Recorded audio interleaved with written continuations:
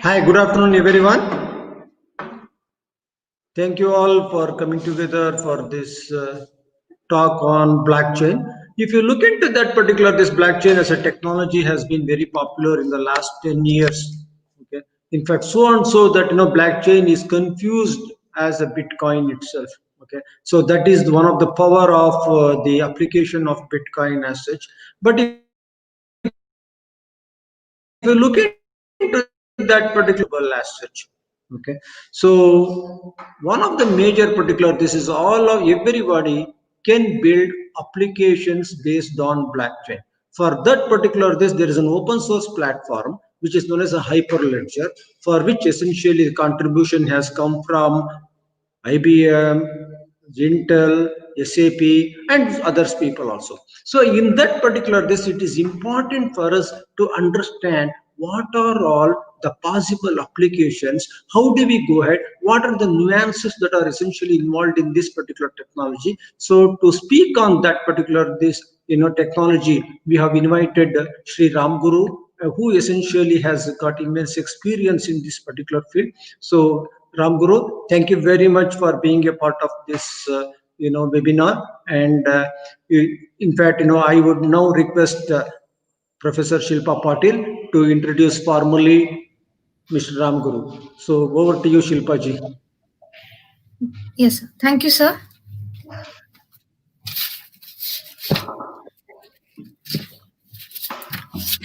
Good afternoon, everyone. I'm Professor Shilpa Patil from CSE Department. It is a pleasure for me to introduce our speaker today, Mr. Ramguru Radhakrishnan. Mr. Ramguru Radhakrishnan is a cross-domain independent researcher, numismatist, philatist, trainer, and coach. He is from Mettupalayam, Coimbatore. He completed BTech Information Technology from Kumaraguru College of Technology in 2011. He has around 5 years of industry experience as a test automation engineer for automotive infotainment units at Robert Bosch Engineering and Business Solutions Limited, Coimbatore, and Herman International, Bangalore. He has completed his master's in cybersecurity from Amrita Vishwavidyapeetham in 2019 and started working in cybersecurity and blockchain technology. He worked with Ensurity Technologies Private Limited, Hyderabad, as a lead blockchain engineer around 1.5 years before joining Amrita Vishwavidyapeetham as a research associate in Jan 2020.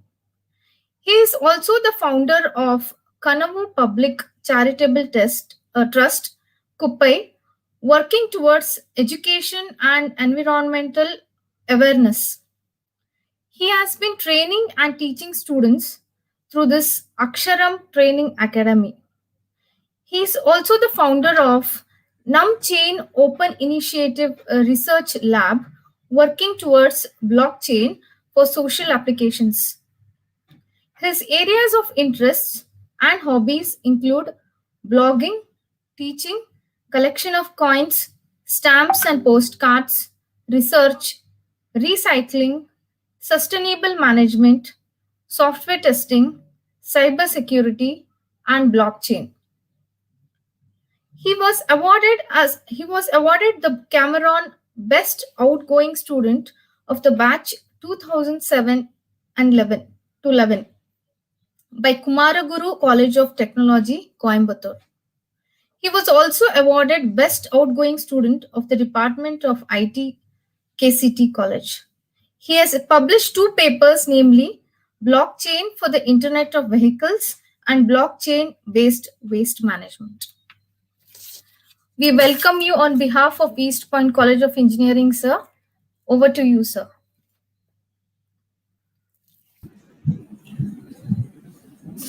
Thank you so much, ma'am, and thank you so much, sir, for the introduction and giving me this opportunity to present my knowledge on blockchain technology. So let me share my screen. Maybe one of you can confirm if it is visible.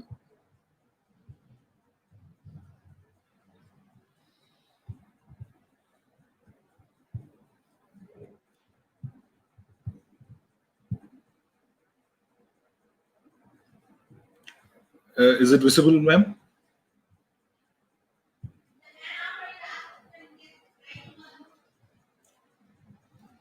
Is it visible? Can one of you confirm, please?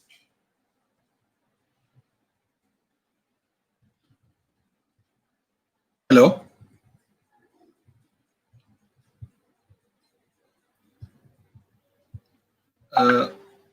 Yeah. Okay. So yeah, can one of you confirm whether my audio is clear, audible, please? Because I hear total silence. So maybe one of you please confirm whether my Yes, sir. screen is. Yes, Yeah, sir. thank The screen is on share, and your voice is audible to everybody. Yeah, thank you, sir. Thank you, sir. So yeah, let's get started.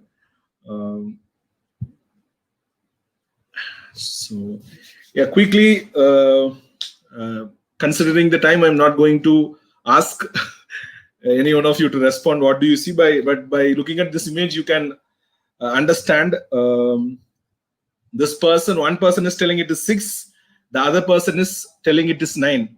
So if you look it from the person who's seeing, from their point of view, whatever they are claiming is correct. But for the other person, it might look wrong or sometimes even absurd also. Okay. So whatever I am going to share is my certain things are, yeah, it's well agreed terms or topics, but some things are my own point of view. So there could be a difference in opinion for some of you who already know what is blockchain. So if there is something like that, I would be happy to discuss, or I'll be happy to know that view also. So this is that. So with this, I think I would like to start the session. So it is just only how you look at a particular thing, and maybe from your point of view, it will be correct. It's only that we have to look it from the other person's eye. So I would request all of you to keep your mind open, listen and receive what I tell. Then later you can analyze it with what you know and then decide. Okay. So please be open throughout the session. And if there are any doubts, you can stop me at any point of time and ask me. Okay, let's quickly get into what is blockchain. Okay. So blockchain, if you look, there are 2 ways in which you can look what is blockchain. One as a technology and one as a data structure. Okay. So blockchain in a simple term is nothing but a data structure which is very much similar to what is like a linked list, right? So if you know what is a linked list is nothing but a linear data structure. Like as you see, it is linear and it is a data structure where a data is getting stored, right? And in linked list, the items or each item in the list is not stored in continuous memory location. It is stored at different locations, and each of those things are connected by a pointer, memory pointer, right? So if you look at this, the data is 10 and the next data is in the location memory address 4900, and that data is nothing but 15. The next location is 5000. So similarly, the data is 5, the next location is 3000, and for the last one it will be null. So if you look at a linked list, it is a list that is continuously linked by the memory pointers, right? So the same thing we can apply to a blockchain also. Here, if you look at a linked list, the list contain 2 components. One is the data, the other part is the pointer to the next list, right?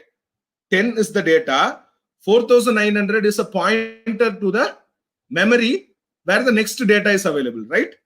So almost similar is what we can, in simple term, we can call it as blockchain. There is a block and each block is chained. If you look at it, it is almost similar. There is a block, here it is a list, and each list is linked. That is why it is called as linked list. There is a block and each block is chained together. That is why it is called blockchain. So in a way, both linked list and a blockchain is nothing but a linear data structure. Okay, here there is a data linked to next data through a pointer. In blockchain, there is a block, there is another block. Both of these blocks are connected cryptographically through a cryptographic hash function. That's all. So this is one way of looking what is a blockchain. Hope I think it is clear. So blockchain is nothing but a data structure which is very much similar to linked list, where each block contains the data, or in other words, we can call it as a transaction. And each of these blocks are linked to the another block cryptographically, and that cryptographic primitive is nothing but hash value. So this is one way. What is the second way? The complete technology. The data structure alone is something reside in the memory, or that is something residing within a file system. But one other way to look blockchain is as a blockchain technology. The complete architecture, the complete computation, the wallet, all those network related things. So the other way to look is as a complete technology. So blockchain technology is nothing but a decentralized computation. Please understand, if you understand this definition, that itself is more than enough to know what is a blockchain, what are the advantages of blockchain, how blockchain works, where you should use a blockchain. All these things can be understood from just this definition. Blockchain is nothing but a decentralized computation. Computation is not done by one central system. It is decentralized. Distributed ledger platform. The data is not stored in one central server, but it is available to all the computers or nodes that is part of the network. So the data is distributed and the computation is decentralized. For what? To store the transactions immutably. To store the transactions immutably. Okay, for why is this data distributed to all the nodes? So that anyone can verify this data effectively and efficiently. And blockchain stores the data immutably because blockchain is append only ledger. You can only add a data into the blockchain. You can never delete or edit a data in the blockchain. Ideally, you will not be able to edit or delete anything. You can only add it. So this is what is called blockchain, the complete technology that makes this work. So it is decentralized computation, distributed ledger, and immutably store. Why immutably store is to verify this efficiently. And all these things happen in a excuse me. And all these things happen through something called as rational decision making process, which is nothing but consensus. Okay, so this is the other way to look what is a blockchain. One is from a data structure perspective, another is from the complete technology perspective. Okay, so now coming back to this again. So here if you look, the data could be anything. It could be one transaction or could be a couple of transactions, right? Just like how in linked list, the last list value, the address will be null because it is the last. So it is not pointing to any other data. So it is null. Similarly, in blockchain, the first block will not be pointing to any previous block. So the previous hash value will be 0. Now, if you look, this is not any hashing value. This is some hash that for a identification purpose I have given. So let us take for this particular block, which is in blue color, the hash value is going to be AX49S. Now, this is referred here. And this hash value is the connecting bridge between the block 1 and the block 2. You look here, for block 2, the hash value is F9D10. Can you look? That is available as a data in block 3. So this is the connecting bridge. Now, If you change something in block 1, what will happen? The hash value will change. Just because this hash value is getting changed, this hash value will also change because there is a link. And since the content is changed, this hash value will change. And this will get propagated to all other blocks. That is why we say blockchain is immutable. Why? The key property of a cryptographic hash function is even for a very small change, the cryptographic hash will change tremendously.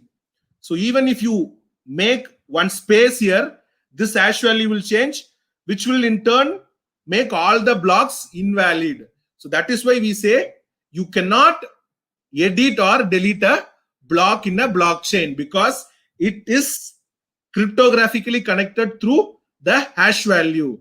And the reason why hash value is used is hash value, the key property of any hashing algorithm is something called avalanche effect, which is a small change in the input will change the output drastically.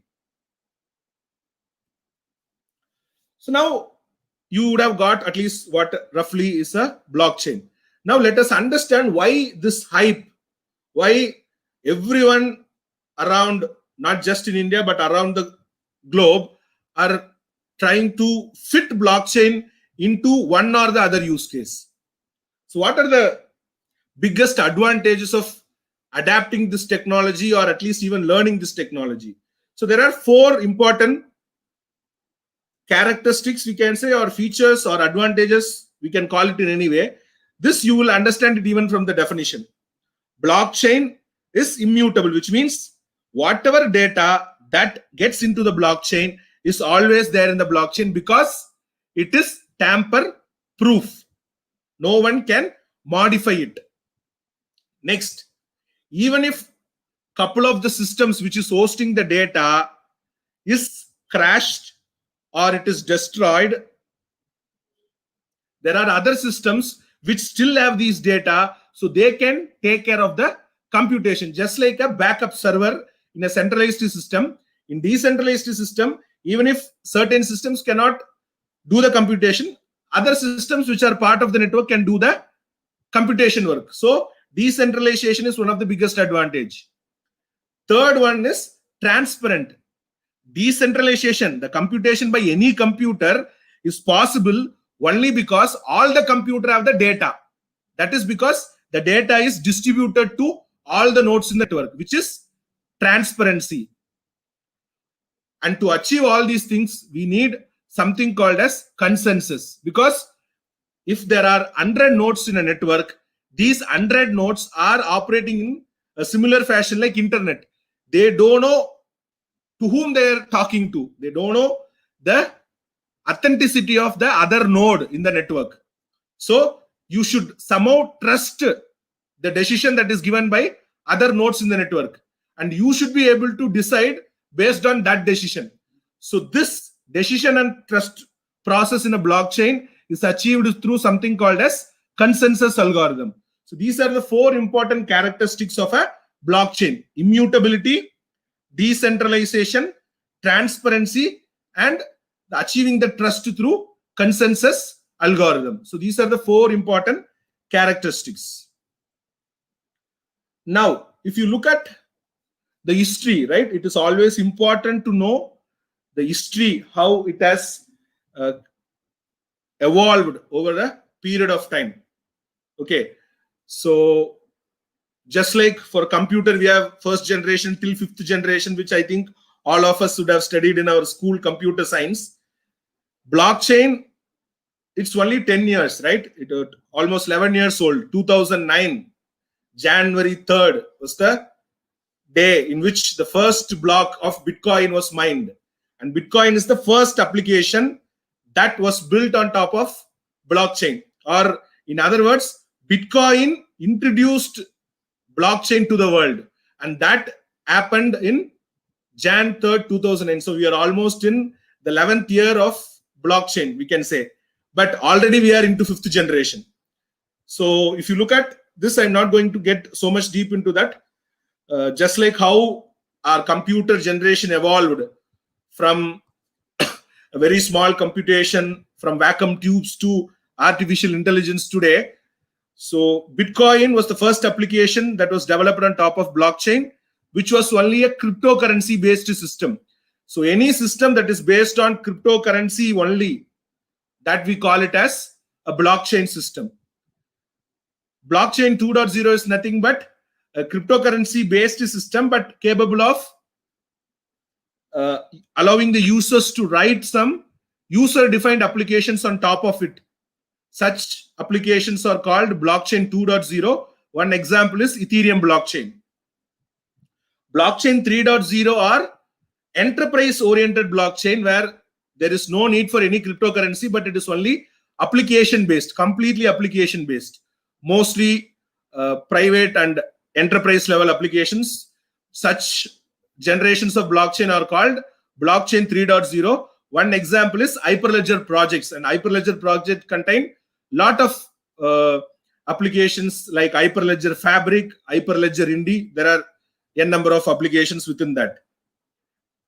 Blockchain 4.0 is something like, you need not know the technicalities behind. You need not know what is a cryptographic hash function. You need not know what are the other different things that are part of a blockchain. But you can go to some website, give few parameters, and quickly you will be able to create a application on top of blockchain. This is something like for quick develop, like for example, web applications without knowing HTML, quickly you can develop a web page, right? So such kind of applications are coming out. So such kind of blockchains are called 4.0.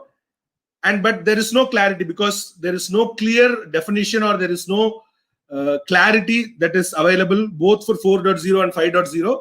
There are some websites claiming that their application is blockchain 4.0, their application is blockchain 5.0. So it is only for information's sake I have given 4.0 and 5.0 here, but there is no very concrete information what exactly 4.0, what exactly is 5.0. It is still not clear.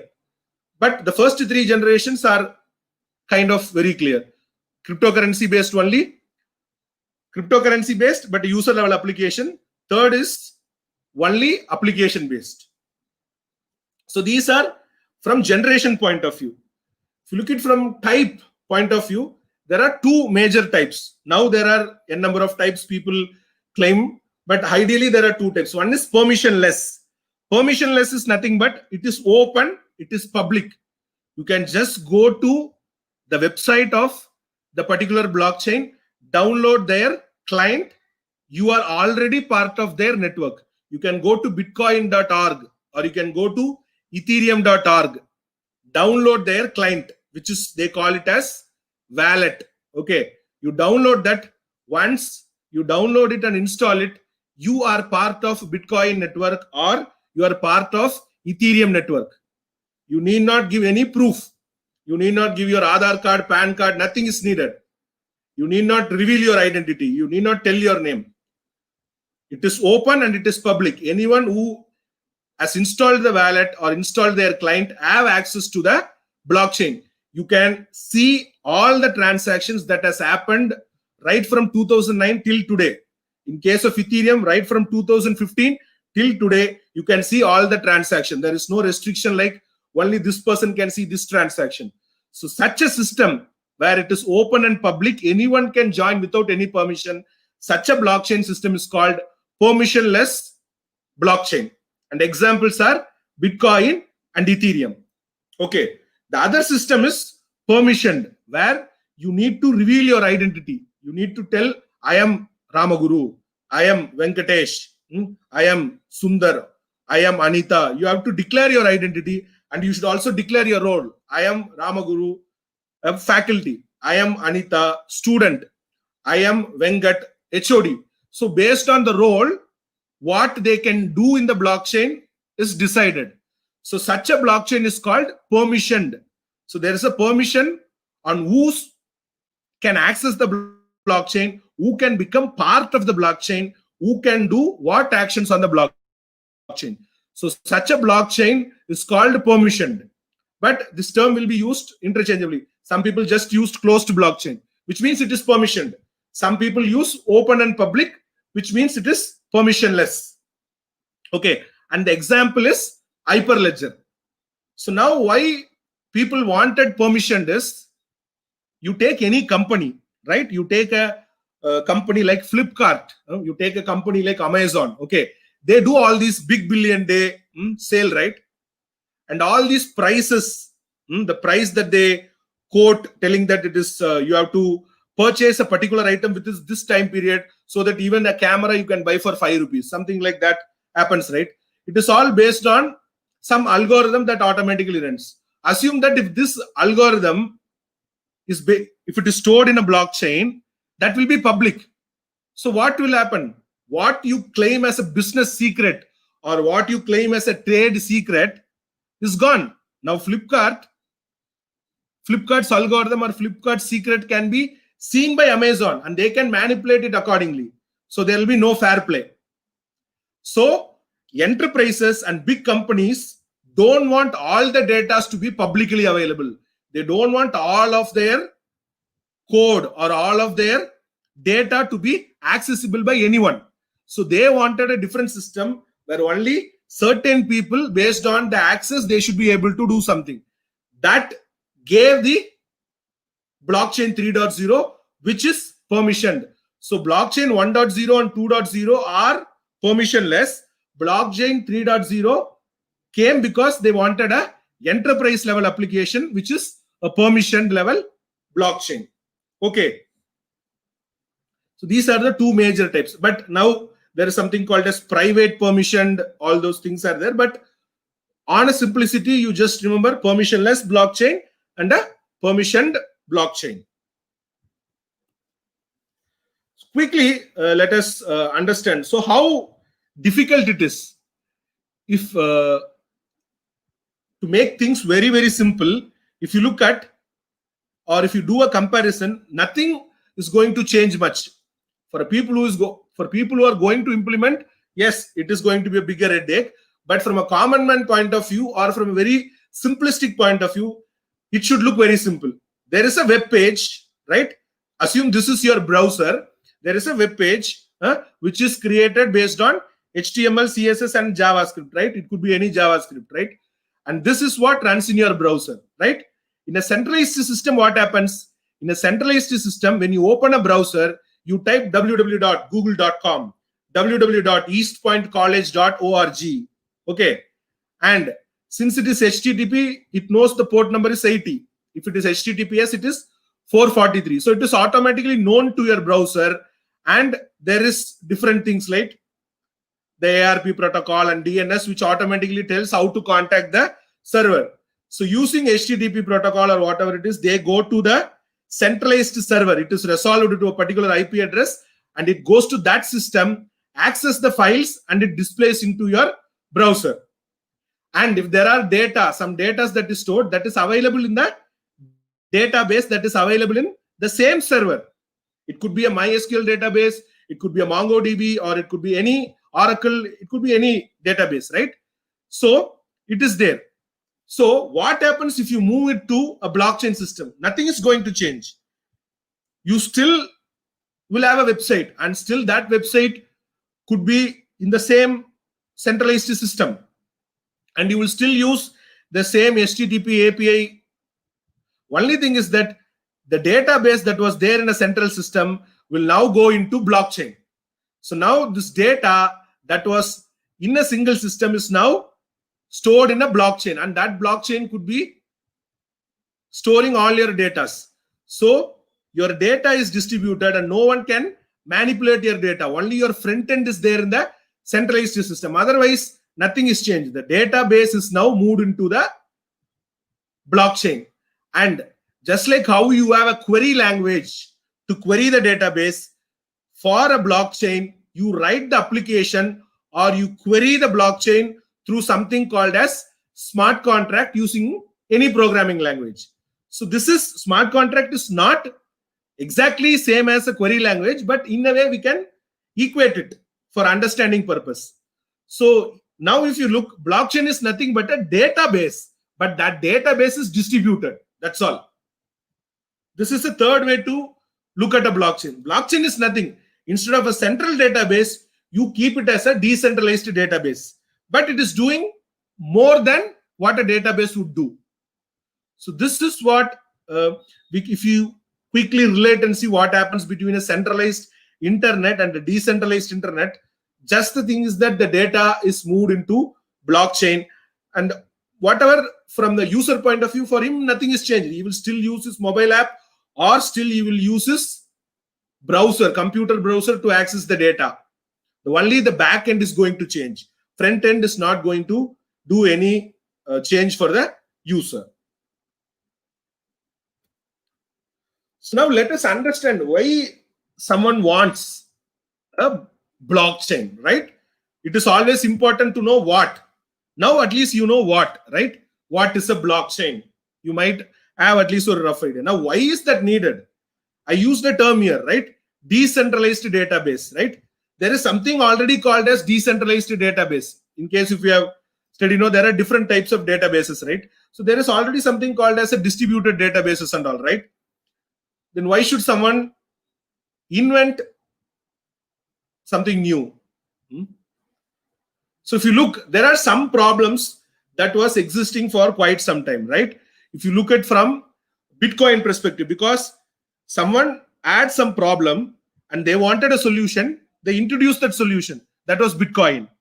And there, to address that problem, the technology used was called blockchain. And we took that and we tried adapting it to the different thing. So we should understand what would have gone into the minds of the creator of Bitcoin, right? What all problems he thought and what is that he wanted to solve and how did he solve. If you can understand this, it is the same for all other applications or use cases, or it is the same mentality in which the other developers could also think. Okay, there are quickly few problems. One is ledger. So this is a traditional ledger, right? Even today, some of these ledgers could be available in some form. Okay, let us say even in your college, if there is a multiple entry points to your college, the security will ask the entrant to write their name, the time, whom they want to meet, address, if they are going in a vehicle name. So that is a ledger. So a ledger is nothing but a series of transactions. We can call it as a series of transactions. And a transaction is nothing but a record. Like I'm coming to your college, I'm writing number 22, Ramaguru Radhakrishnan, 2:30 p.m. for a webinar, Department of CSE, and I'm coming in my vehicle. When I enter this data into the physical ledger, that record is called as a transaction. And this book can have multiple transactions because in a day, lot of people can come and go, right? And this could be there for a financial transaction also. If you take your passbook, that is a ledger. Passbook is nothing but a ledger. You will have a date, you will have a description, UPI transaction, and you will have a reference number, and you will know whether it is a credit or a debit. After which you know what is the current balance after the transaction. Now, what is a biggest disadvantage in maintaining a ledger is, normally, even if it is a very small organization or even if it is a very small transaction, there is no one ledger, there is always a multiple ledger, right? If you want to prove a truth, if you want to prove something, you need multiple ledgers. If you remember any of older movies, any Tamil, Telugu, Kannada movies of 1990s, you will see the hero telling that today I will come late because I have auditing in my office, right? And they will be all doing all these things. And this auditing is one thing. What is auditing? Auditing is nothing but someone from an external organization will come and check whether everything is properly accounted, right? And that they will check this ledger. And even in that time, they will only do sample checking. They will not check everything extensively. Why? Because it is extremely difficult.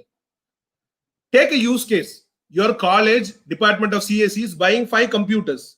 Okay. And this 5 computers is coming in a particular vehicle. So in the entry, the checkpoint in the gate, they would have wrote this vehicle is going to Department of CSE and they are carrying some computers to department. And once it is received to your department, if there is an asset manager, he will also note it down. There are 5 computers and he will paste a sticker in the computer telling that EP/CSE/monitor/01. Some number is given. And your department maintains this ledger, right? Now, if an auditing comes, they have to refer multiple ledgers to check something. So this is one bigger headache. Even for one small transaction, this is a bigger headache. Blockchain, how it solves? Since blockchain is a distributed and a decentralized environment, all the data is available to everyone.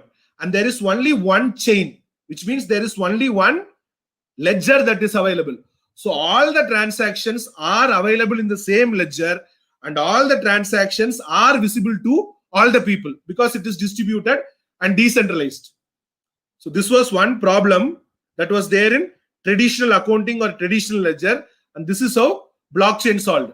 It was there with one person, or you need multiple ledgers to prove a truth. But in blockchain, since it is distributed and decentralized, there is only one ledger. Blockchain acts as a single source of truth. So this is how one problem was solved.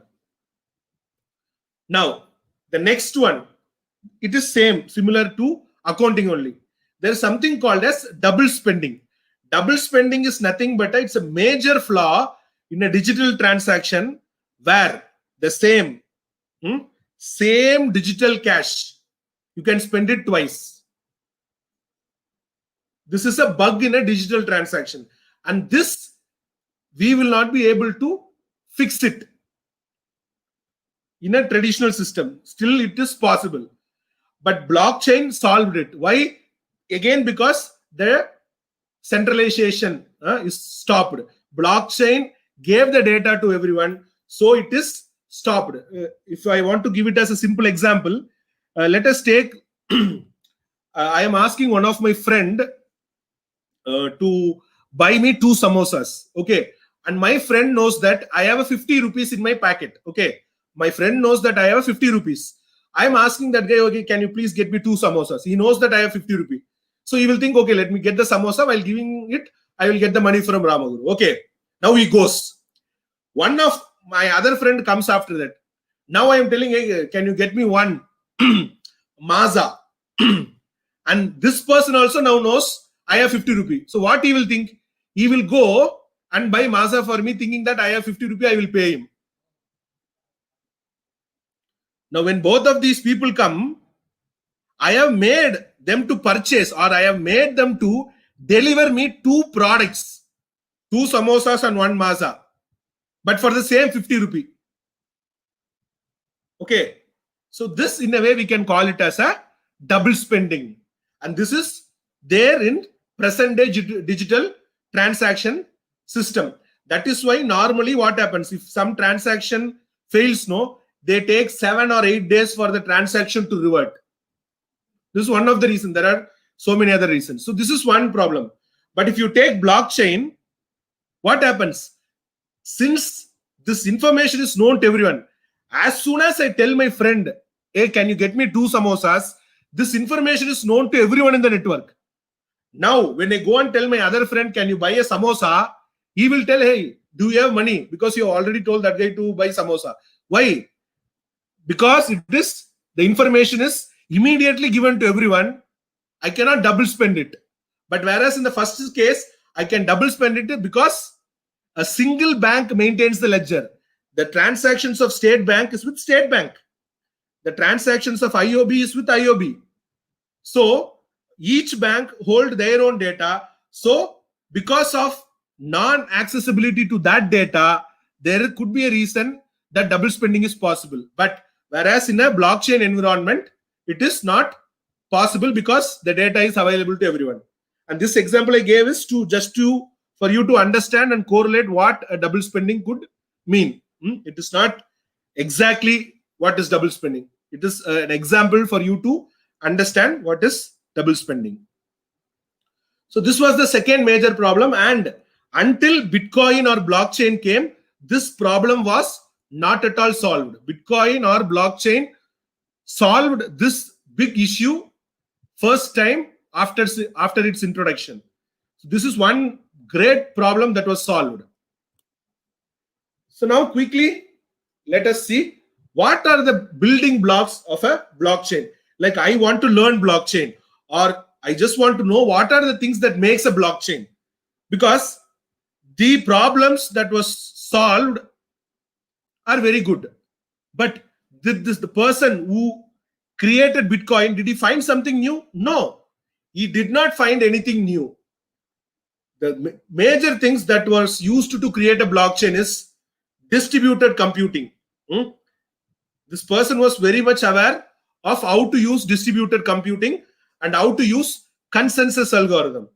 Next, he was very sure of what is a public key cryptography. So considering the time, I am skipping this. I am not going to explain what is an encryption and decryption or a digital signature algorithm. But in public key cryptography, these are the two things that you should know to learn blockchain. What is an encryption and decryption? Encryption and decryption is nothing but a method, a cryptographic method through which you achieve confidentiality. What is a digital signature?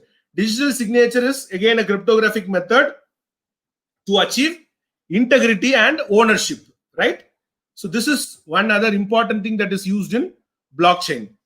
The third important thing, which is very simple, is cryptographic hash. But that is the one that carries the complete blockchain. Cryptographic hash is very simple. You give a big, even if you give Ramaguru, if you give a 1 KB file or a 10 MB picture or a 2 GB movie, the hash value is going to be same. So cryptographic hash functions are one of the important building blocks, not of just of blockchain, but even for the modern cryptography and cyber security. Without cryptographic hash, I think we will not be able to do anything in something to do with blockchain or cyber security.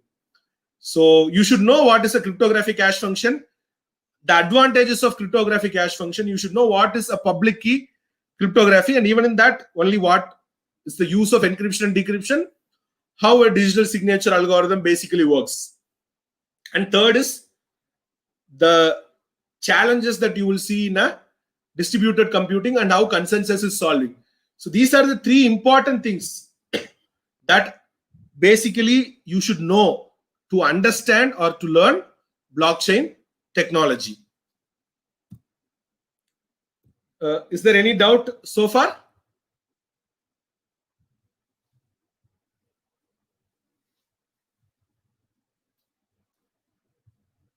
Okay, taking that silence as no doubts. So Bitcoin, okay, Bitcoin, and if you look today, this is the rate of 1 Bitcoin today afternoon. So I updated this today afternoon. So today afternoon, 1 Bitcoin is nothing but how much? Around 12 lakhs, right? So Bitcoin was the first application that was developed on top of blockchain, which was through a white paper titled Bitcoin, a peer-to-peer electronic cash system. And it is created something called as cryptocurrency. Okay. And this person who created this is called Satoshi Nakamoto. We are not sure whether this is one person or a group of person, but a person with the pseudonym Satoshi Nakamoto claimed to have created this Bitcoin. And as I told, 2009, Jan 3rd was the time when this Bitcoin first block was mined. And today we are almost 11 years into Bitcoin. So if you look at Bitcoin, some quick statistics, okay. The total number of Bitcoins that can exist over its lifetime is 21 million Bitcoins. Okay, there can be 21 million Bitcoins that can ever be created. And that 21 million Bitcoin can be created. This 21 million will be reached in the year 2140. So only in the year 2140, Bitcoin will reach the maximum value, that is 21 million. Okay. And for each block, Bitcoin takes 10 minutes. For each block, Bitcoin take 10 minutes. So normally how it works, if you look, let us take, there are 10 people in a Bitcoin network. Okay. And as I told, it is an open and a public blockchain. So anyone can download Bitcoin wallet and they can become a part of the Bitcoin network. Terms and conditions apply. Okay. It will take some computational storage power from your computer. After that, yes, you are part of the Bitcoin network. Once you are part of the Bitcoin network, assume you do some transaction. Like you say, I do a transaction to one person A, and there is a person B do a transaction to C. There is one other person D does a transaction to E. All these transactions will be first validated in the Bitcoin network. Okay. Once it is sure these transactions are genuine transactions, it will be put into something called as memory pool. Okay. It will be put into something called as memory pool. Once this 10 minutes is reached, what will happen? Each node will take the transactions from the memory pool in such a way that the size of the block is not greater than 1 MB. Assume that now I told 3 transactions, right? One from me to A, B to C, D to E. So there are 3 transactions that has happened in the last 10 minutes. But only 2 transactions can fit into the block because these 2 transactions is almost reaching 1 MB.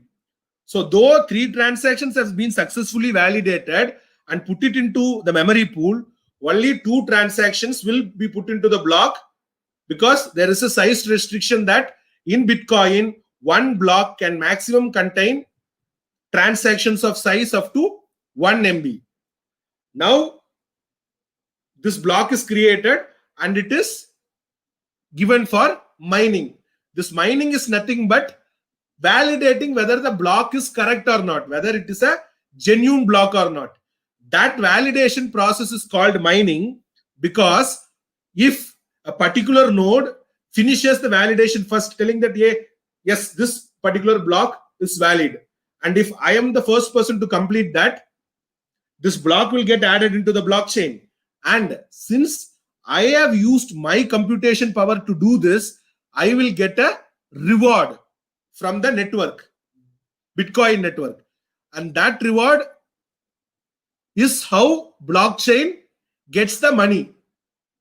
Now, if there is a block that is getting added today in Bitcoin, 6.25 Bitcoins are newly created and it is given as a reward to the person who validated the block. And since there is a money that is getting generated, we call that process as mining. Otherwise, if you look at in a technical term, it is just that a particular node is verifying whether a block is a genuine block, whether a block is good enough to be added into the blockchain. So it is actually a block validation process. But in addition to the block validation, after the successful validation, new cryptocurrency is created and that is given as an incentive to the validator. We call that process as mining. That's all. Okay.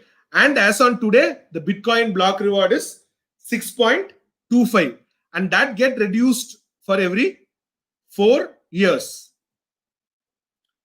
So now, consensus. I don't think we will have enough time to explain what is a proof of work because this itself need over half an hour explanation. So I'm just going to tell very on a surface level. Okay. Proof of work is the consensus algorithm that is used in Bitcoin network. So proof of work, as the name suggests, you have to provide a proof to the network telling that, yes, I am the person who have validated this block and this validation is correct. So that has to be given as a proof and that proof should be available within the block itself. It should not be any additional attachment.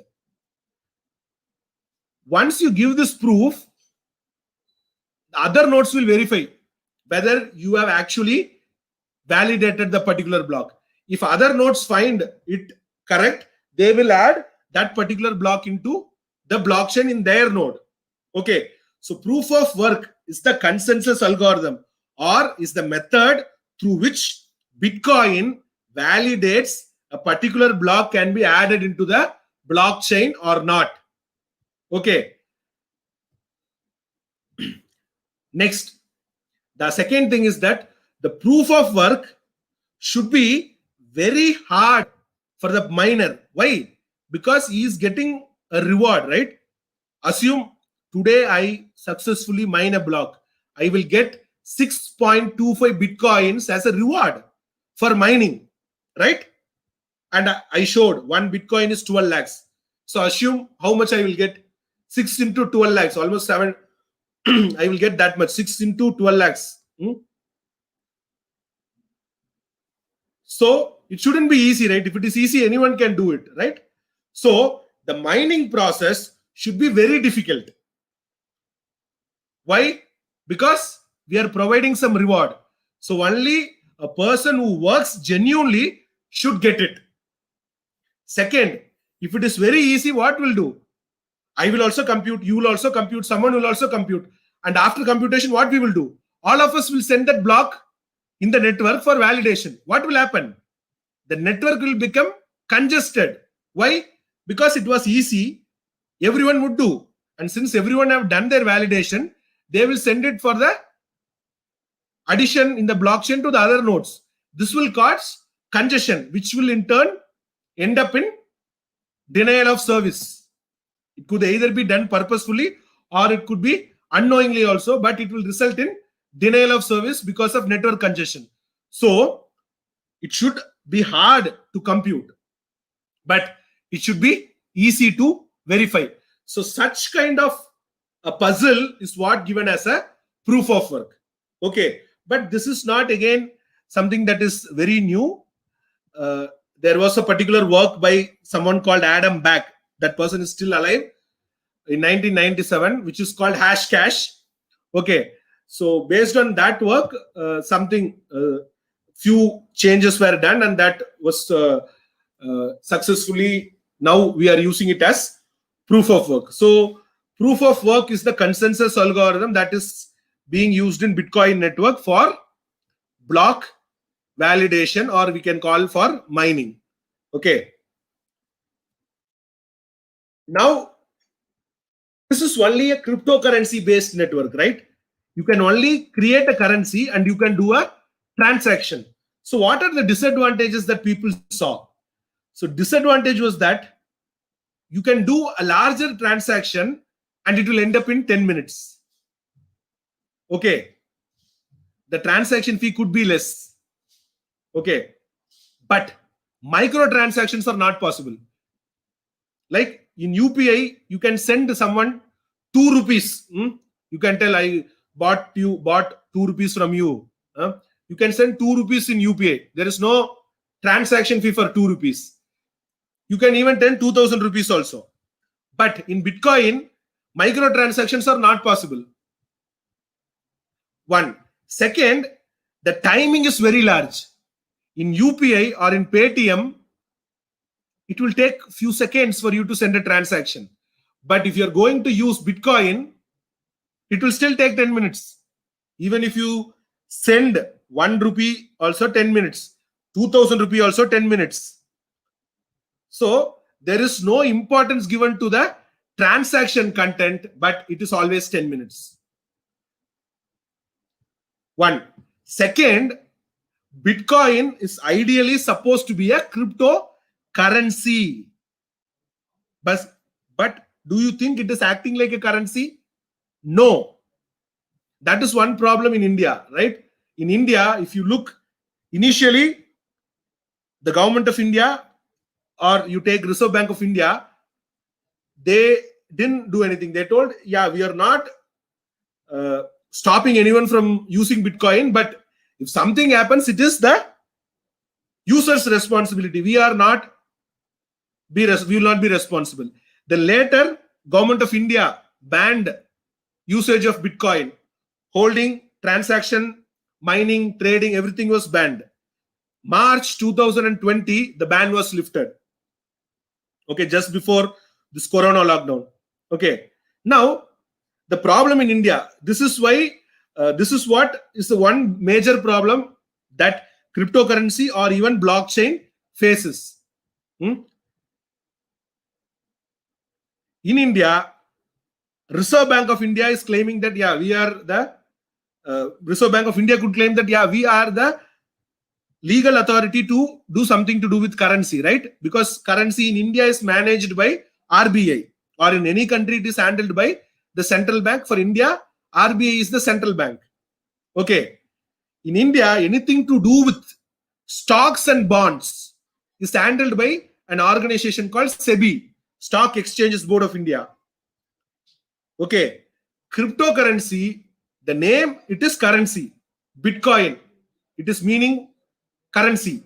Okay. But is it behaving like a currency? No. When Bitcoin was introduced, one Bitcoin was few rupees, right? There is one famous transaction called pizza transaction, where 2 pizzas were bought for 10,000 Bitcoins. In 2010, I guess, 2 pizzas were bought for 10,000 Bitcoins, 2 pizzas, 10,000 Bitcoins. And today, one Bitcoin is 12 lakh. You can buy one pizza shop itself, right? This is not how currency will grow. So Bitcoin is, though the name looks like a currency, or the intention behind creating this was for use like a currency, but it is not behaving like a currency. It is behaving like a stock only. Based on the demand, it is getting, the value is getting increased. So this is one major problem. Okay. So people wanted a next generation of blockchain, or a different blockchain where it is not just cryptocurrency based, but they can create some applications on top of it also. Assume, anyway, this cryptocurrency is virtual. You are not going to print, or you are not going to issue like a coin what you see, right? It is virtual currency, right? Cryptocurrencies are virtual currencies. So anyway, you are going to tell Ramaguru transferred 5 Bitcoins to Sandhya. Okay. And this is what is getting stored in the blockchain, right? And this is what is getting validated. So what people thought is, anyway, it is only a record, right?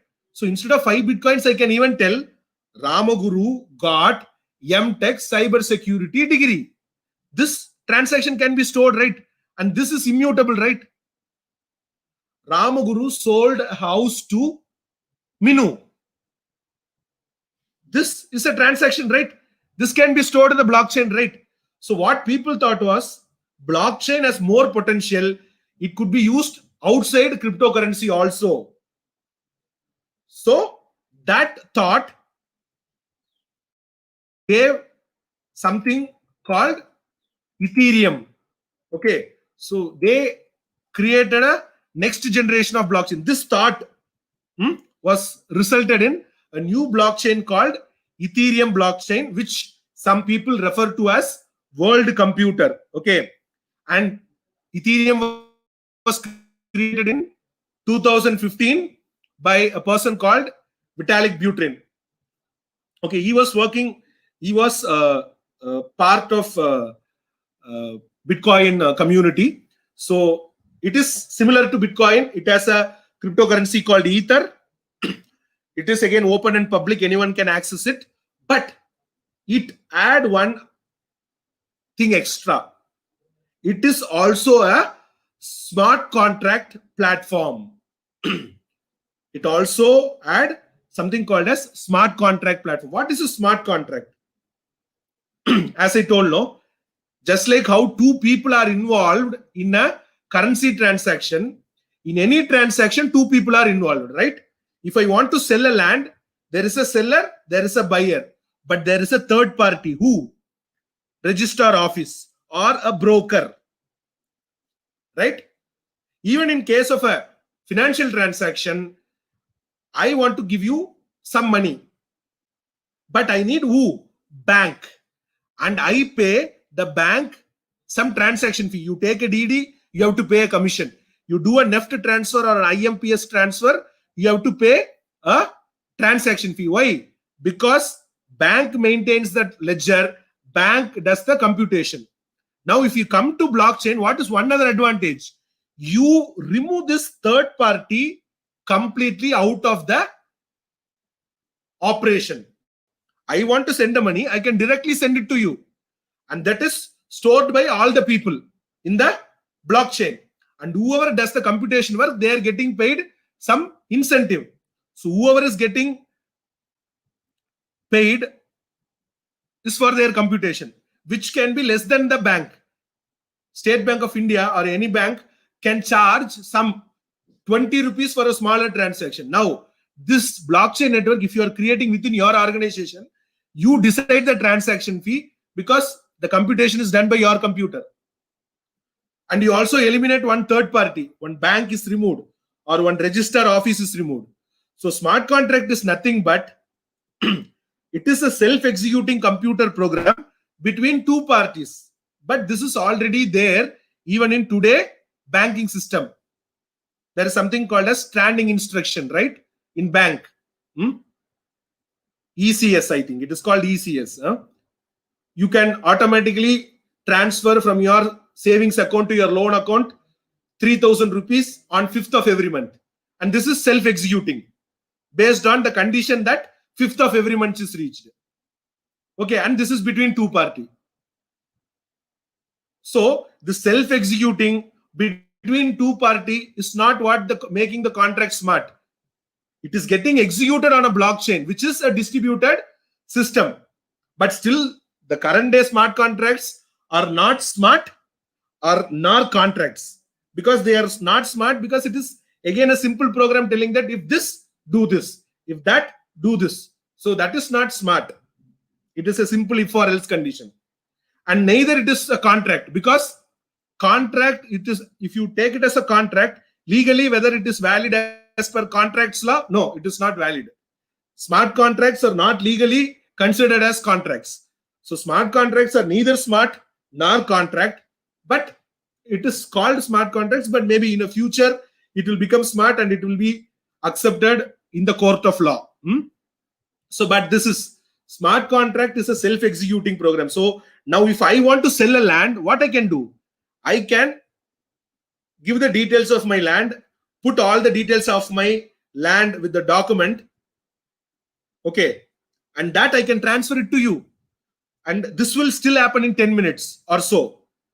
But whereas if you go to a register office, it will take 1 week maybe for you to get the work completed. So for larger transactions, blockchain are good. But for micro transaction, it is not good. One. Second, blockchains are not only for cryptocurrency, because blockchain, in other word, is called as, it is called Internet of Value. The present day internet is called Internet of Information, right? You go to Google, you get everything. Blockchain is Internet of Value. If you have a value, you can transfer. It could be a currency like Bitcoin or anything, or it could be something like land. Land has a value, right? And even your MTech degree has a value, right? Because that is what is going to fetch you a job, or that is what is going to fetch you a loan from a bank. So that has a value. So this can be transacted on a blockchain without a need for a third party.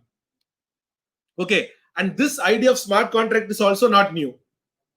Smart contract, the idea came into existence in 1997, but it was cleverly used by Vitalik Buterin in Ethereum. Okay, so this is what is smart contract. And Ethereum, it allows user, as an end user, you cannot go and write an application on top of Bitcoin, but you can write an application on top of Ethereum using the smart contract through any language like Java, Python, or Solidity. You can write a smart contract and deploy on top of it, and still it will work. You can sell milk on blockchain. You can sell coins on blockchain. You can sell dogs. You can adapt to dogs. So such things are returned through smart contract. So this is second generation blockchain. And as I was telling, The biggest problem is there is no standard. You can define a blockchain in any way and still you can claim that is correct. Why? There is no standard organization. Bitcoin is open source, and all the things related to Bitcoin, the suggestions, the improvements, the issue, new features, or existing issues, bug fixes are all done by Bitcoin community. So there is a standard for Bitcoin, which is called Bitcoin Improvement Proposal, BIP. But if Bitcoin approves it, it becomes a standard, and Bitcoin will implement. But other blockchains, it is up to them to implement or not. There are some standards of Bitcoin which others have not implemented. But there is one standard of Bitcoin which is called hierarchical deterministic wallet. That is implemented by all other blockchains, or that is at least adapted by all other blockchains. Similarly, Ethereum has a proposal called Ethereum Improvement Proposal. And once that is approved, it becomes ERC. Okay. So for tokens, there is a standard. For identity management, there is a standard in Ethereum.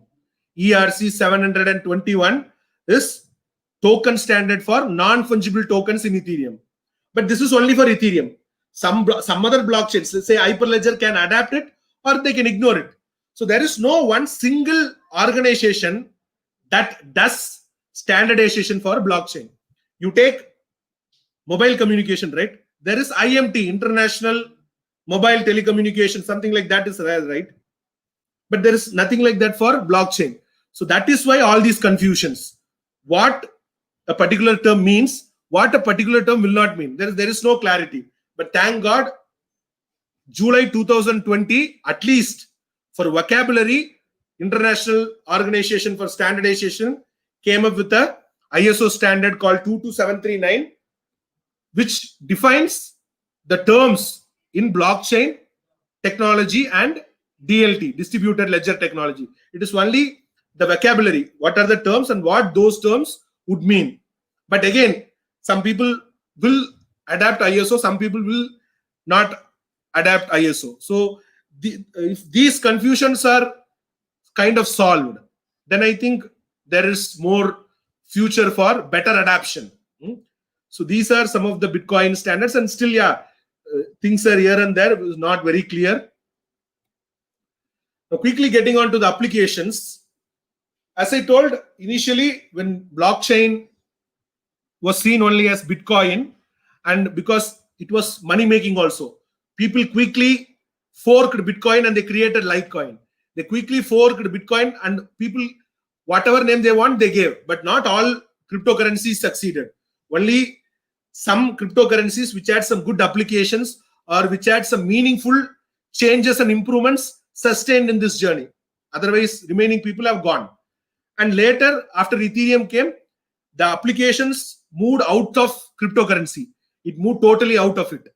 But if you look very in a simplistic term, blockchain by itself is very interdisciplinary. Blockchain, to know blockchain, you should know a lot of things. If you look at just considering only the two important domains, blockchain, computing, economics, right? These are the two important topics you take. You should know what is distributed computing to understand blockchain. You should know how a distributed consensus work. You should know advanced data structures, right? And you should know what is a digital cryptography. You should know what is digital cryptography, right? You should know what is encryption, decryption, what is integrity, what is digital signature algorithm, what is elliptical curve cryptography, right? What is RSA, all such things you should know. From economics point of view, you should know what is a contract, how two people negotiate a contract, how business happens, how things are ledgered, how value for a currency will grow, how supply chain works, how if you get a product from Flipkart, it moves from one place to another place, right? From the vendor to Flipkart warehouse, from Flipkart warehouse to the logistics people, from the logistic people through different locations, then it reaches your warehouse, then from there one person will comes and the final use. So supply chain. So you should have idea about all these domains. May not be in depth, but to understand blockchain or to understand a blockchain application or to adapt blockchain to your application, you should at least know all these things, or you should have at least people who know all these things. So blockchain by default itself is very interdisciplinary. Just because you are a good programmer, you cannot be a blockchain expert. You should know basic programming, you should know cryptography, you should know computing, you should know how currency works, how central bank works. Okay, all such different things you should know.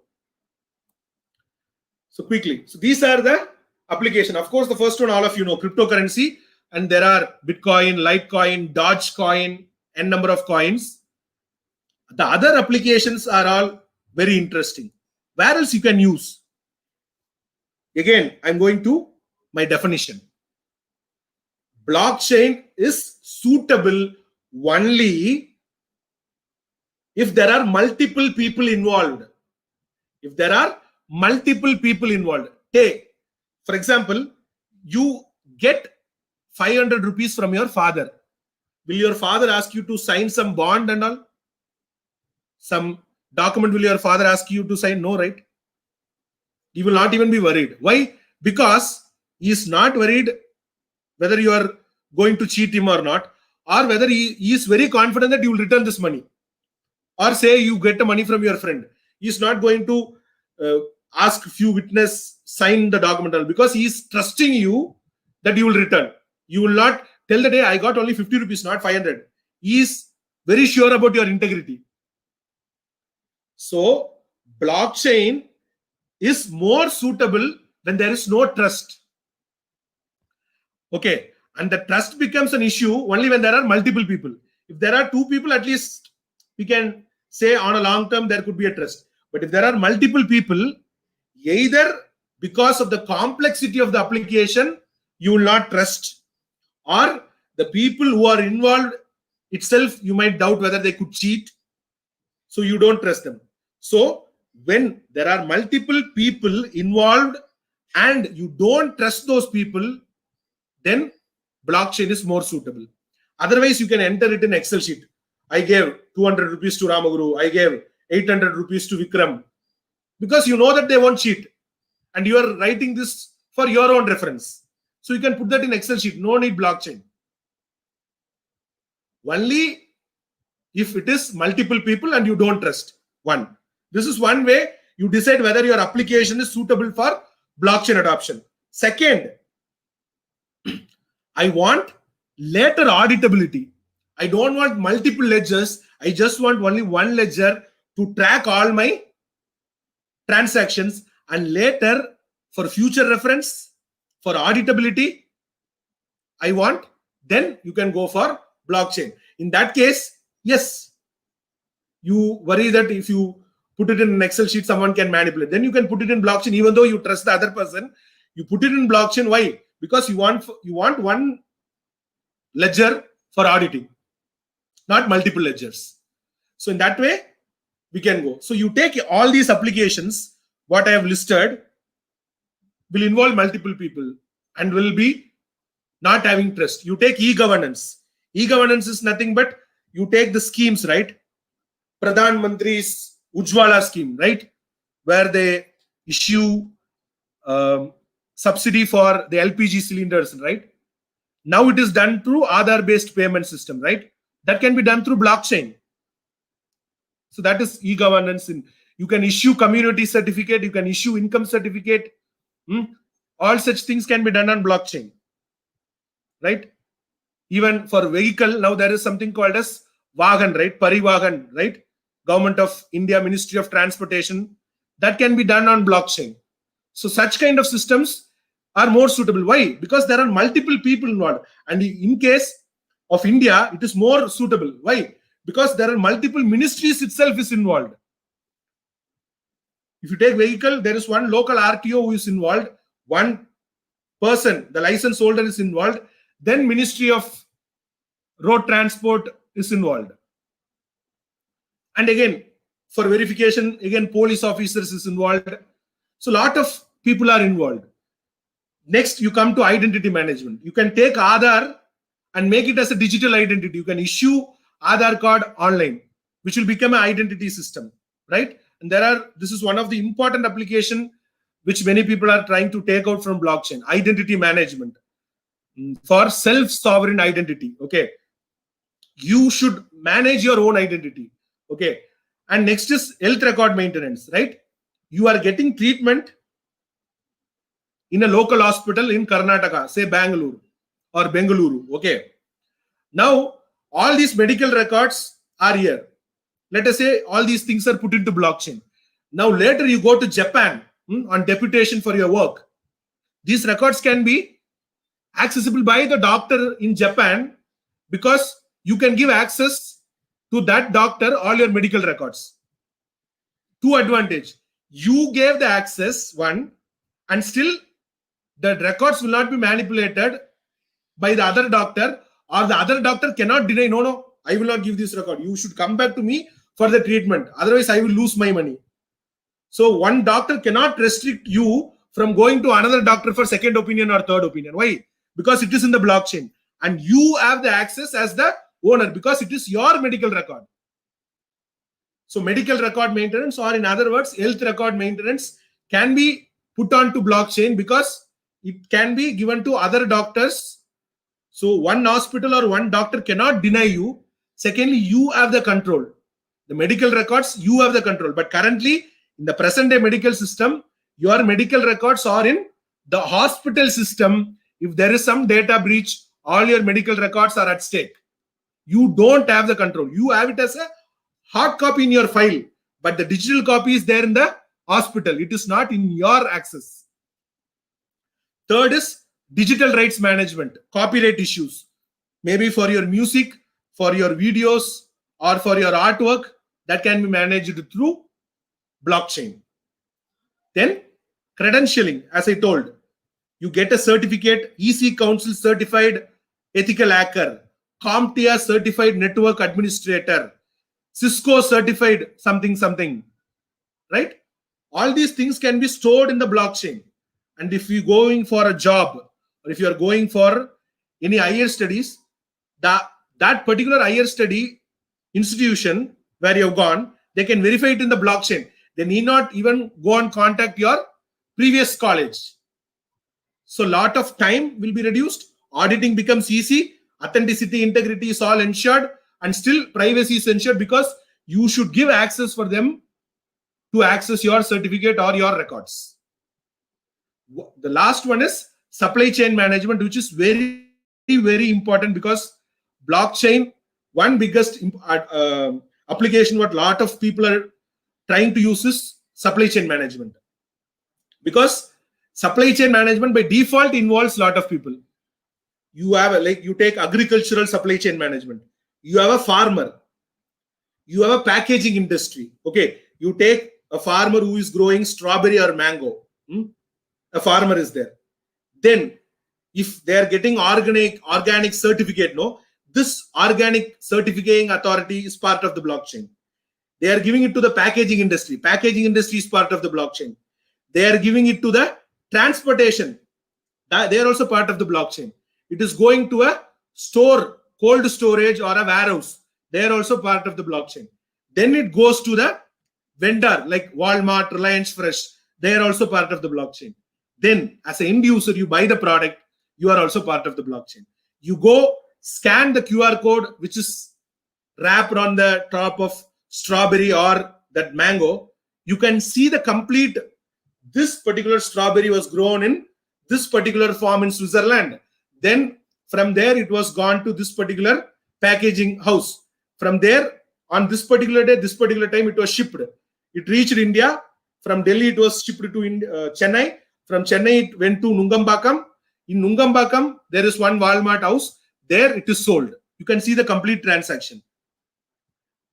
And this has opened the door for a lot of things. What you can do? You can directly tell this particular strawberry is very good. And now the farmer is getting benefited, which is not there in today's system. If all the people review a particular strawberry from a particular farm is good, then automatically he is also getting a lot of business done on top of it. And secondly, you know where the food comes from and when it was grown. So this is one bigger application that blockchain is showing. Agricultural supply chain management, food supply chain management, pharmaceutical supply chain management, and any other, even the products that you purchase through Flipkart or Amazon, those are also supply chains only. So there are n number of applications that blockchain holds. Quickly, I would like to show one small application. It's very simple.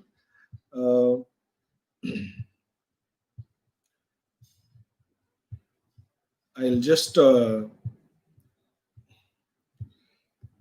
if you look at this, so this is one very simple application for a demo I created, or even I'm using it for some things. Okay, so this is a certificate issuer. Okay, you can issue a certificate on blockchain.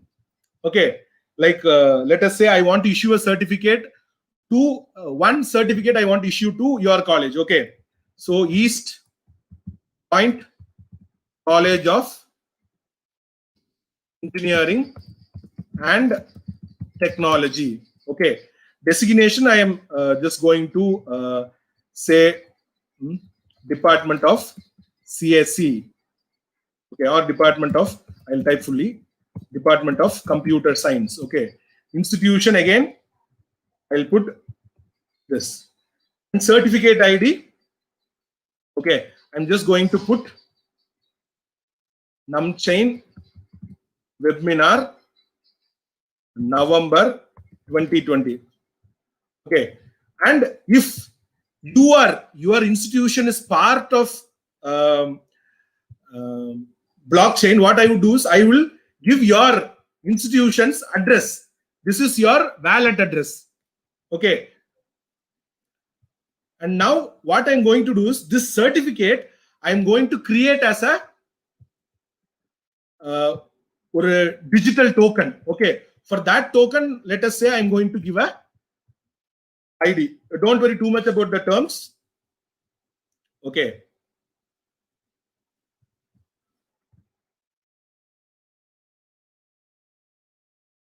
Okay, so now, so let us say I'm going to issue this certificate. Okay, so now in blockchain, whenever you do a transaction, you have to pay a transaction fee. Why? Because this transaction that is going is stored in someone else's computer, and someone else is going to verify whether this transaction is valid or not. So the transaction fee that you pay will go as a incentive to them, which is similar to what you do in a normal transaction. When you pay from A to B in a state bank, right? You pay a transaction fee to State Bank, right? Because State Bank is processing your data and they are storing all the transaction, you are paying them. Here I am paying it to the network, and network will pay it to the miner who mines this transaction. Okay, so as soon as I submit the transaction, I got my transaction ID. Okay, just because I got the transaction ID in a normal way also, it doesn't mean that the transaction is successful. Now I have submitted the transaction. The transaction is now getting processed and it got confirmed. Okay, now I can check the details of this. Okay, I can view the certificate. If someone wants to come and view, no, can they see? Can you see? I just gave the token ID. I can see the certificate detail. Oh, East Point College of Technology, designation, right? Institution, certificate ID, valid ID. All these things can you see? Now, if assume your college is going to issue a certificate like this, what is that you should carry?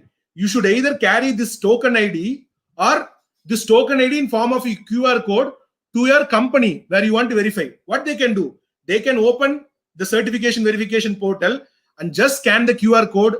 Blockchain will automatically show the certificate. That's all. Now, the company has not contacted your college, but they have verified the certificate. Secondly, this certificate was put into blockchain by your college. So now there is no third party involved. The verification time has reduced. Now you cannot modify this. Your college cannot modify this. Your company cannot modify this. So immutability is achieved. Reduction is time is achieved.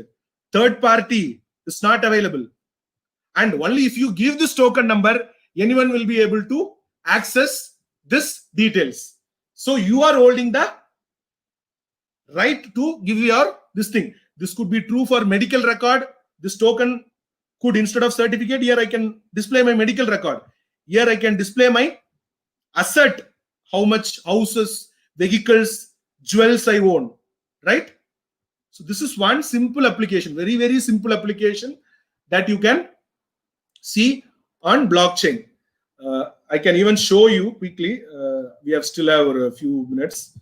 With this, I think we are done. So if you look here,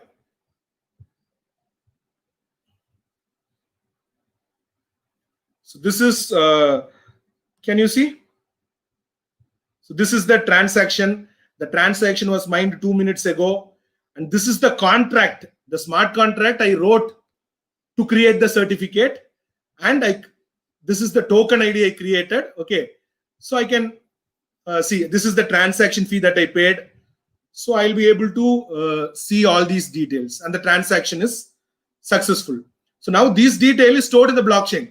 So anyone can go and check this in the blockchain. Anyone will be able to see this because Ethereum is public and open. So anyone who have access to this link, they will be able to see. So yeah.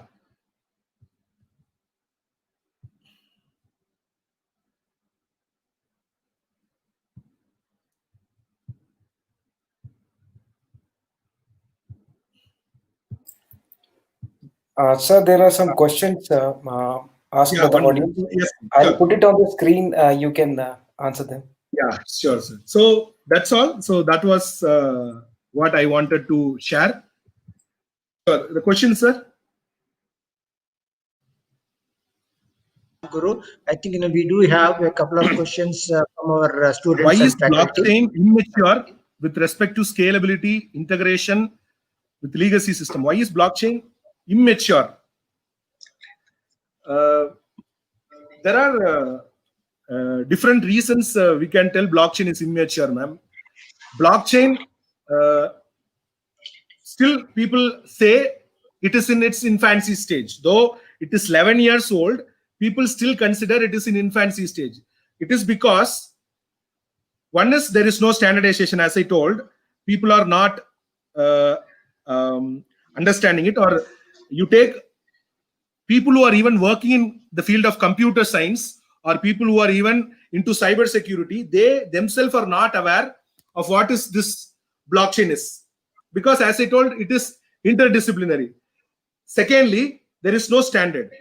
Third, people are even hesitant to learn what is this blockchain. One.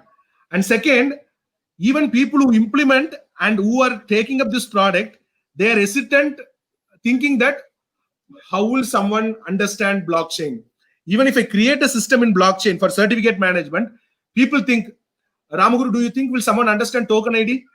Ramaguru, do you think someone will understand this, that? They're asking all these things. One simple example what I normally give is, even a street vendor today is using Paytm. They don't know how QR code works. They don't know how all the technology behind Paytm works. But still a street vendor is using. It is only because of the awareness, the Paytm, the advertisement and awareness the Paytm people have given, it has reached everyone. So similarly, if the awareness on blockchain is reached to many people, automatically this immaturity, what is there today for blockchain, will automatically be solved. But if you ask it with respect to scalability, and one more thing was there. So if you ask how it is in terms of scalability and all, if you take scalability is one big issue. But again, there are some solutions that is coming.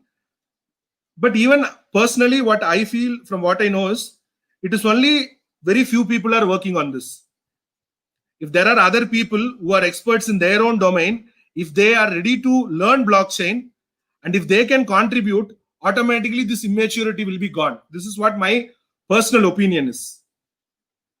I don't know whether I understood your question correctly, but from what I understood, this is what I can tell, ma'am. Next question, ma'am. Who validates the block? All the participants in the node validates the block. So this is like a running race, ma'am. Like I do a transaction, and after this 10 minutes, say, or for imagination, you would say there is an alarm. This 10-minute alarm is it. Now what will everyone do? Everyone will take the transactions from their memory pool. They start creating the block. And they will start doing this puzzle. Whatever proof of work I told, they will start doing this puzzle. So this will be done by all the people, because this is a lottery, right? If there are 100 nodes, all the 100 nodes will do. So who validates the block? All the nodes create the block. And if I create the block and send it to all other people validate. Whoever receives this block, they start validating it. This is one thing. And whoever computes that first, they win that, and that block is getting added into the blockchain. They receive the reward. So everyone does the validation, everyone does the computation for the block, but whoever does it first wins, and they receive the block reward. How block size is determined? It is already hard-coded into the code. For example, Satoshi Nakamoto, who created Bitcoin, he hard-coded 1 MB as the maximum block size in Bitcoin. Some people who thought, hey, this is, I think if we increase the block size to 2 MB or 5 MB, then the scalability or the number of transactions will be more. If someone have thought, what they have done is they have forked the Bitcoin and they have changed this size and they have created some other coin with some other name. So there are such things exist. So this is, if to answer simply, it is decided by the designer or the developer who creates the blockchain. Yes, ma'am. As I told, permissioned blockchain is for a private organization or a group of organizations. Say, if East Point College want to create a blockchain system to manage their student records, they can create, which is a permissioned blockchain, where only the students, faculties, and the admin of East Point College will have access to it. Say East Point College of Engineering and Technology only will have access to it. But your college have College of Pharmacy, Business School, and other things, then it is consortium of blockchain. Each of these colleges will have their own blockchain, but if they want to access the other college student records, still they will be able to do it. Then it is a consortium of blockchain. Or if all other colleges, East Point College with some other colleges, they are all joining together to create a blockchain together, that is again a consortium of blockchain, but it will be accessible only by those participants, not by any other external entity. So it is possible for a private use case also, which is the permissioned blockchain. Blockchain is not a security technique. Lot of misinterpretation is that many people are thinking, I want to go to blockchain because of security. Blockchain is not providing security. Blockchain is actually over secure. That is one, personally I see at one bigger disadvantage. Sometimes I quote this example. Security is like you have a house with one door, few windows, you put one security guard in front. That is called security. The kind of security what blockchain provides is, there is no door. All the four sides, even the top is sealed. You are sitting inside. So that is blockchain. So this is not security, right? Blockchain is actually more secure. Actually unwantedly secure is what I personally say. So blockchain is not a security tool. So I cannot compare it with any other security technology. It is, as I told, it is a distributed database, but it is not a distributed database alone, because you can write application on top of it. And that application is again distributed in nature. So it is not a security technique. It is not, we cannot compare it with other security techniques.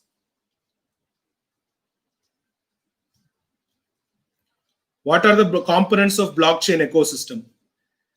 Of course, nodes. Nodes are the major components, because if there are 100 nodes, without these 100 nodes, there is no blockchain. Why? Because if there are, in these 100 nodes only, you have the blockchain, that raw database, and the client which manages the transaction. Okay, so all these 100 system holds the data and they do the computation. So they are the main part. If you look at it from physical point of view, from a infrastructure point of view, the nodes.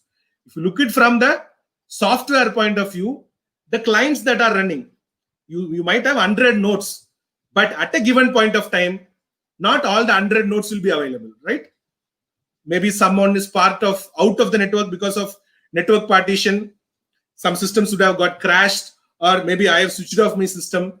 So only few people will be available. So the client software that is running, and the type of consensus algorithm that they are using to arrive at a decision whether a particular transaction or block is valid or not. So that is another part, the client and the wallet part. So majorly these are the two key components of blockchain ecosystem in general. But if you go to each blockchain, that would differ. Few things will add up and subtract. What could be the complexity of blockchain while a transaction is processing? The complexity, I don't understand what exactly you mean by complexity. What could be the complexity of the blockchain while a transaction is processing? Can you be a bit more clear? Meantime, when I answer the other question, please explain what is the complexity. See, it depends. If you ask which one is good, Bitcoin or Ethereum, see, there is no single answer. It depends upon what you want. Like, this is yellow color shirt, right? I like it. It is not necessarily that you should like it, right? So it is again a personal choice. Each has its own advantage and disadvantage. Bitcoin is a cryptocurrency. So if you're only worried about a cryptocurrency system, then you go for Bitcoin. You want both an application and a cryptocurrency, then you go for Ethereum. Sir, I want to sell my artwork, or I am going to store my, for example, the application I showed, right? Where I was creating a certificate. There is no need for cryptocurrency, right? I created a certificate. There is no need for cryptocurrency, right? So in that case, there is no need for cryptocurrency. So I can go to Hyperledger kind of application where I only worried about the application content. I don't need any additional cryptocurrency. So it actually depends upon what is your use case, what is that you want to achieve, what all things you want to achieve, and for that, how much cost you are ready to pay, right? You want to do something similar to Bitcoin, but one Bitcoin is 12 lakh. There is one other cryptocurrency application, say Ramcoin, which is almost forked from Bitcoin, but one Ramcoin is only 10,000 rupees. You will go for this, right? Because it is having almost all the features except one small feature. But one Bitcoin is 12 lakh. One Ramcoin is only 10,000. So you will go for this, right? So it depends upon what you want, what your application demands, and the cost factor, and how much you are ready to, what you want it for auditability, you want it for privacy, or you want it only for security, or you want it for a trustless system. That decides which application to choose.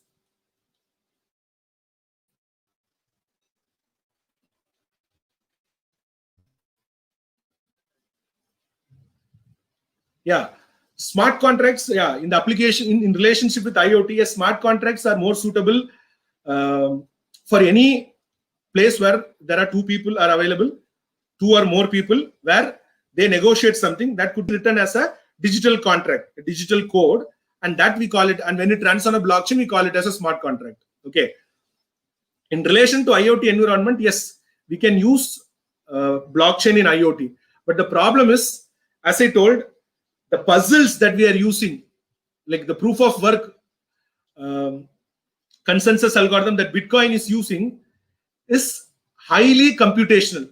It requires a very good computing resource. Application specific integrated circuit level of components, GPUs are required in your computer, not a normal laptop would be able to mine a Bitcoin transaction. So this computation power is more. But if you take IoT devices or IoT network in general are not that power intensive or computation intensive. The storage capacity is less, the power is less. So these data from the IoT sensors or IoT network had to be again relayed onto some other network for it to be processed and stored onto the blockchain network. Or if it has to be directly used within an IoT system, then we have to adapt blockchain for that. There is a particular technology, distributed ledger technology called IOTA, which is specifically created for IoT kind of network. But that is not working based on blockchain. It is working based on something called as Tangle, Tangle, Tangle, which is similar, which is like DAG, directed acyclic graph, right? So it is based on that. It is not blockchain, but it is one of the distributed ledger technology, which a lot of people are trying to use for their own IoT or automotive networks. Even I think Bosch has bought a lot of IOTA coins, I think.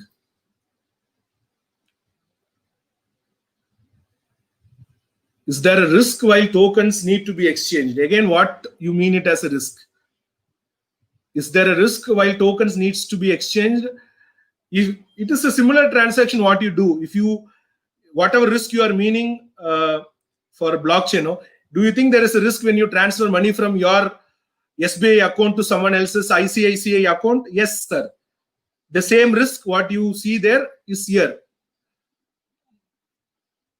But otherwise, there is no any new risk from a normal point of view. Maybe technical point of view, yes, there could be some risks.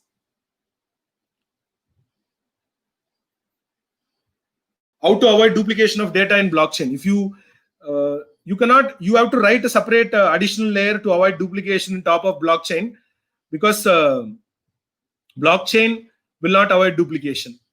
Because blockchain, you give a data, it stores that data immutably. You send a transaction, if the transaction is valid or not, it will check whether the block is valid or not. It will store that block immutably in the blockchain. That's all. And no, it will not allow anyone to tamper it. Duplication, it is not checked. It is not going to check whether this content is already available in the blockchain. That is not checked. Double spending is different from duplication.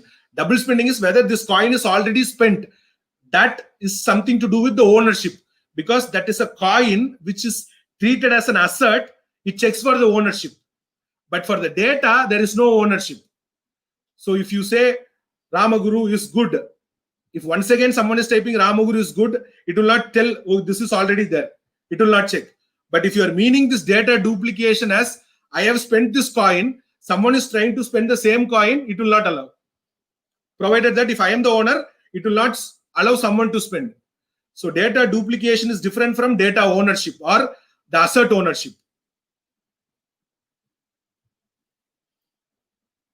How the space assets are managed using blockchain? Ma'am, what is space assets? Do you mean astronomy? It means that kind of space assets, or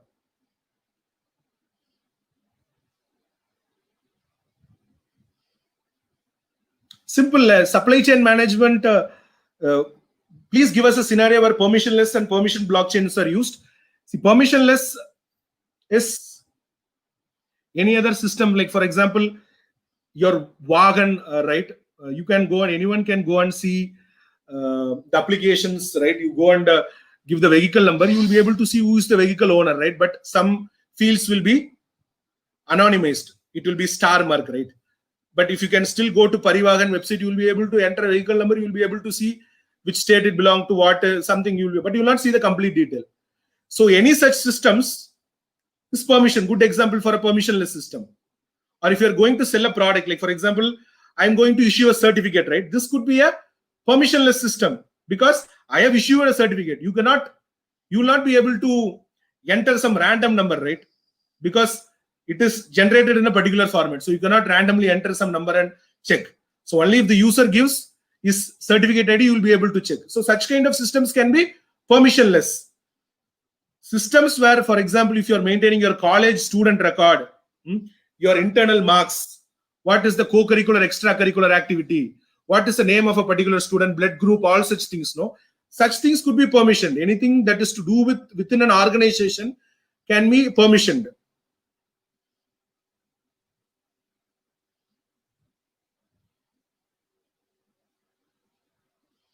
Why GPUs are used mostly in mining cryptocurrency rather than powerful GPUs? Because GPUs are more powerful than this what so called as powerful GPUs. See, there is something called as ASIC, right? Application specific integrated circuits, right? So each ASICs are created for a particular purpose, right? So for mining, they have created a specific circuit that is getting utilized for mining this. So you are attaching a separate board to your computer which does this mining process. That's all. So there is no, as at least from now, there is no big this thing, because you already have a computer. If you want to make that computer more powerful, maybe you get this ASIC processor and connect it to that. And this is what I know. I'm not an expert in this hardware level and not into mining and all so much. So I am not the right person to comment, but at least from what I know, it is a specific circuit that is created for mining. So people prefer GPUs.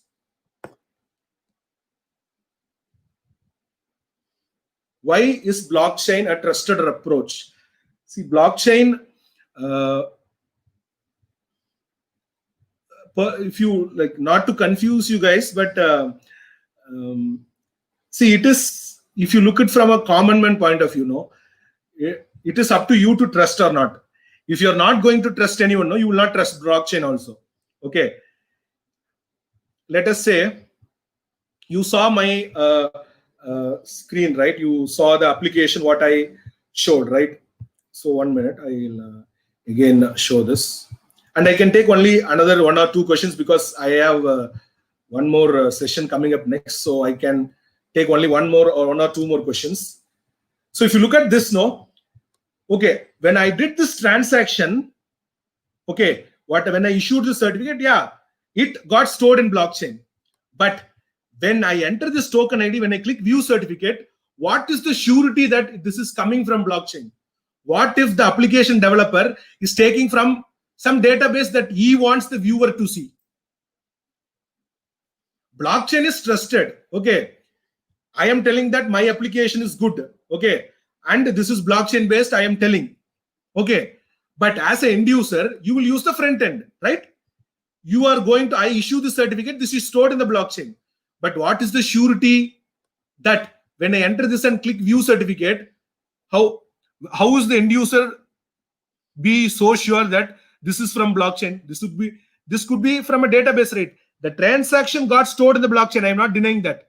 But whatever you are viewing when you search, how are you sure that is from blockchain? I can still send it from the database, right? So people can still cheat. If they want to cheat, people can still cheat. So blockchain, we cannot tell it as a trusted environment. Blockchain, as I told, it will not allow you to tamper. If you store 1 + 1 is 2, it will store. If you store 1 + 1 is 95, blockchain will store 1 + 1 95. And when you query it, it will give you that value 1 + 1 is 95. So if you are telling, hey, I trusted blockchain, it is showing me 1 + 1 as 95. If you are seeing this as a trust, then blockchain is not trustworthy. Here the trust means is that it will not allow anyone else to tamper the data, even the creator. So that is one trust. The immutability is one trust factor. Second, if you tamper the blockchain that is available in your computer, only you are tampering your data. There are remaining 99 nodes which is holding the correct data. So that is trust. I don't know whether you meant this as a trust or not, but these are the 2 perspectives of trust I would like to bring upon. I think that should be a good particular this, Ram Guru. So thank you very much for your time. because the first thing that I wanted people to know is, because the moment they know that of blockchain, they equate it to Bitcoin rather than to the technology behind that particular this. I think it was a good session. So where people could get an idea that what essentially the blockchain is all about. So thank you very much for your time, sir. And surely Thank we you will so keep connecting with you to see that if, how essentially we can take this relationship forward and build some projects in this application as such. So I look forward to working with you furthermore.